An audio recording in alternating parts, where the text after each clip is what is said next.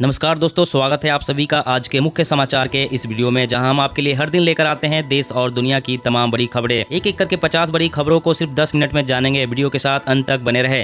साथ ही आपसे एक छोटी सी रिक्वेस्ट है, अगर आपने अभी तक इस वीडियो को लाइक नहीं किया तो लाइक जरूर कर दें। साथ ही वीडियो के नीचे दिए गए लाल रंग के सब्सक्राइब बटन को जरूर दबा दें और इस घंटी को भी दबाएं ताकि आपको दिन भर की बड़ी खबरों की जानकारी लगातार मिलती रहे। तो चलिए दोस्तों, वीडियो को फटाफट शुरू करते हैं। तो अब ड्राइविंग लाइसेंस और आरसी को साथ रखने की अनिवार्यता पूरे देश से कर दी गई है खत्म। डिजी लॉकर भी होगा मान्य। जी हाँ, देश के सभी राज्य और केंद्र शासित प्रदेशों में अब वाहन चालकों को ड्राइविंग लाइसेंस और रजिस्ट्रेशन सर्टिफिकेट साथ लेकर चलने की जरूरत नहीं पड़ेगी। अब सड़क पर वाहन चालक ट्रैफिक पुलिस और परिवहन विभाग को डिजी लॉकर प्लेटफॉर्म या एम परिवहन मोबाइल ऐप में डिजिटल रूप में रखे दस्तावेजों को दिखा सकते हैं। केंद्रीय परिवहन व राजमार्ग मंत्रालय की ओर से जारी किए गए आदेश के बाद अब सभी राज्य में एम परिवहन ऐप और डिजी लॉकर में मौजूद दस्तावेजों को मानना होगा। अब इसको कानूनी मान्यता भी प्रदान कर दी गई है। इस आदेश के बाद सभी राज्य और केंद्र शासित प्रदेश अखबारों में इसको लेकर विज्ञापन देकर लोगों को जागरूक कर रही है। अब यदि वाहन का ड्राइविंग लाइसेंस, वाहन के रजिस्ट्रेशन का कार्ड एम परिवहन मोबाइल ऐप और डिजी लॉकर में मौजूद है तो वह देश भर में मान्य होगा। और अगली बड़ी खबर की बात करें, कब तक आएगी कोरोना की तीसरी लहर और कितनी होगी खतरनाक, वैज्ञानिकों ने बताया।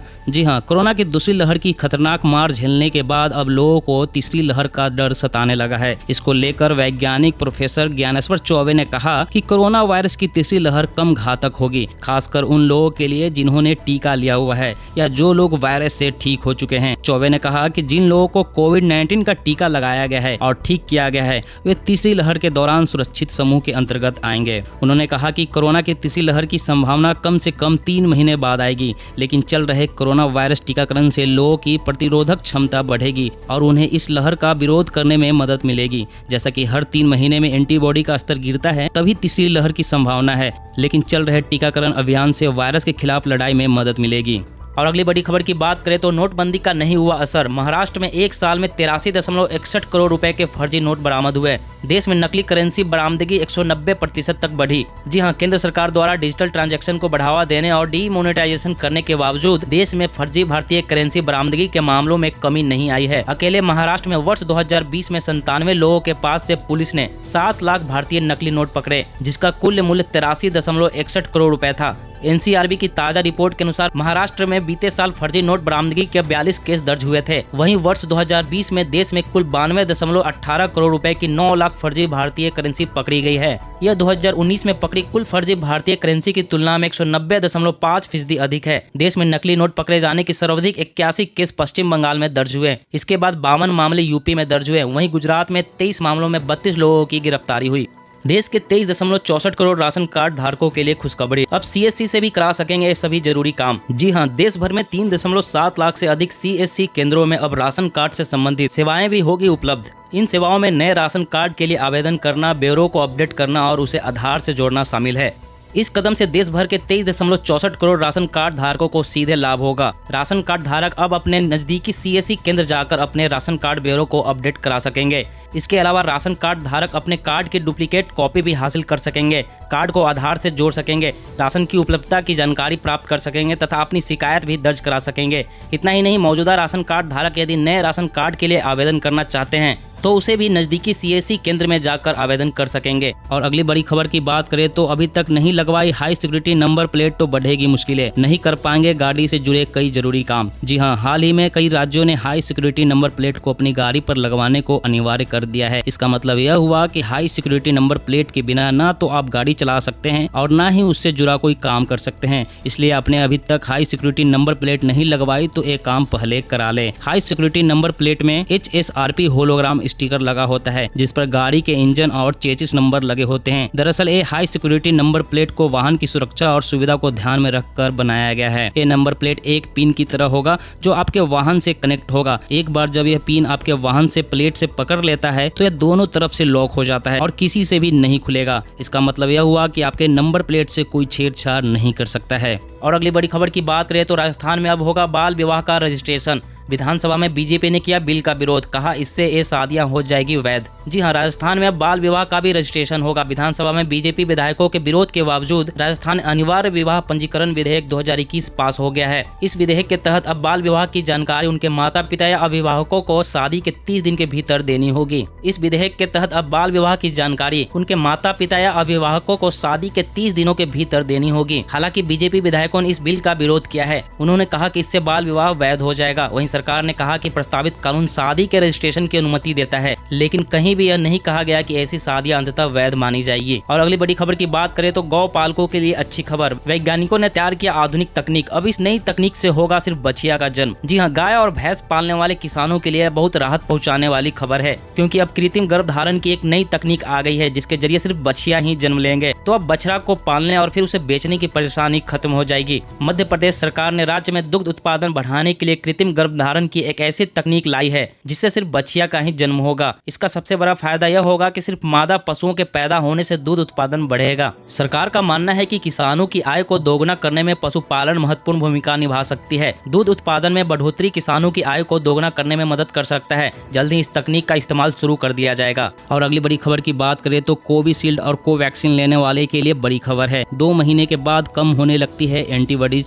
स्टडी में ऐसा पाया गया है। जी हाँ, कोविड-19 के खिलाफ कोवैक्सीन प्राप्त कर चुके लोगों में एंटीबॉडीज 2 महीने के बाद कम होने लगती है। वहीं कोविशील्ड का डोज लेने वालों में एंटीबॉडी का स्तर 3 महीने बाद कम होने लगता है। इस बात की जानकारी हाल ही में Indian council of medical research यानी कि ICMR के भुवनेश्वर स्थित रीजनल मेडिकल रिसर्च सेंटर की स्टडी में मिली है। देश में टीकाकरण अभियान में सीरम इंस्टीट्यूट ऑफ इंडिया और भारत बायोटेक की इन 2 वैक्सीन का इस्तेमाल ही सबसे ज्यादा किया जा रहा है। वैज्ञानिक डॉक्टर देवदत्त भट्टाचार्य ने बताया कि स्टडी के लिए प्रतिभागियों के नमूने इकट्ठे किए गए हैं। इनमें से 50.2% ने कोविशील्ड प्राप्त की थी, जबकि 49.8% प्रतिभागियों को कोवैक्सीन लगी थी। लेकिन दोनों वैक्सीन से बनी एंटीबॉडीज 2 से 3 महीने बाद कम होने लगी। और अगली बड़ी खबर की बात करें तो घर खरीदने का शानदार मौका। त्योहारी सीजन में इन 4 बैंकों ने घटाई होम लोन की दरें, प्रोसेसिंग फीस भी माफ। जी हाँ, जो लोग अपने नए घर का सपना देख रहे हैं उनके लिए एक साथ कई खुशखबरी आई है, क्योंकि कई बैंकों ने सस्ते होम लोन की झड़ी लगा दी है। बैंकों में एक तरह से होड़ मची है, ग्राहकों को कितना फायदा दिया जाए। इस कड़ी में 4 बैंक शामिल है जिनका ब्याज दरें घटाई गई है। घटी ब्याज दरों का होम लोन सस्ता करने में होगा, EMI वाजिब होगी और जेब पर बोझ नहीं पड़ेगा। दरअसल एक के बाद एक कई बैंकों ने होम लोन पर ब्याज की दरें घटा दी है। इनमें state bank of India, Punjab national bank, bank of Baroda और कोटक महिंद्रा बैंक के नाम शामिल है। और अगली बड़ी खबर की बात करें तो नई तकनीक से खतरनाक मोड़ पर रुकेंगे सड़क हादसे।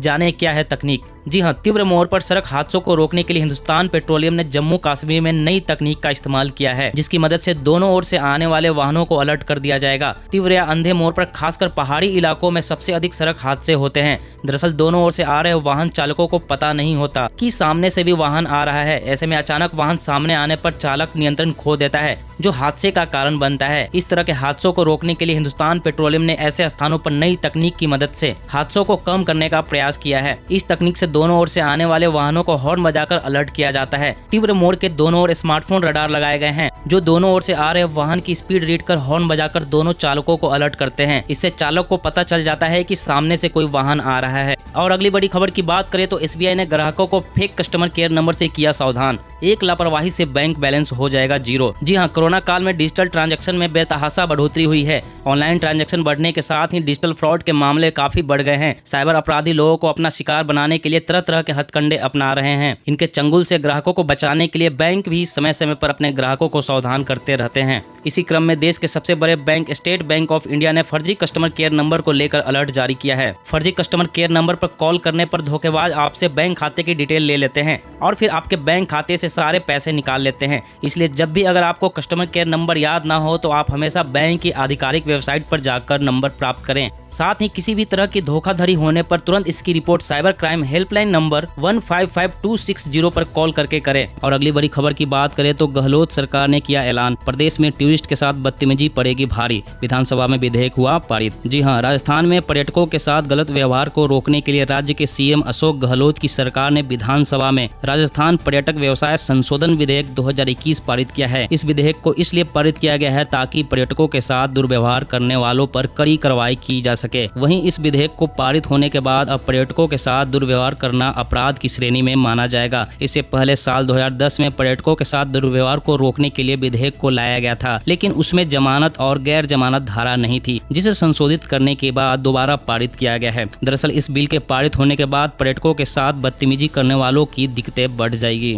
और अगली बड़ी खबर की बात करें तो सरकार दे सकती है किसानों को तोहफा। पीएम किसान योजना के तहत मिलने वाला पैसा हो सकता है दोगुना, 6 की वजह मिल सकते हैं 12,000 रुपए। जी हां, केंद्र सरकार प्रधानमंत्री किसान सम्मान निधि योजना के तहत मिलने वाला आर्थिक मदद को दोगुना करने पर विचार कर रही है। मीडिया रिपोर्ट्स के अनुसार लाभार्थी किसानों को 2,000 रुपए की जगह 4,000 रुपए की किस्त मिल सकती है।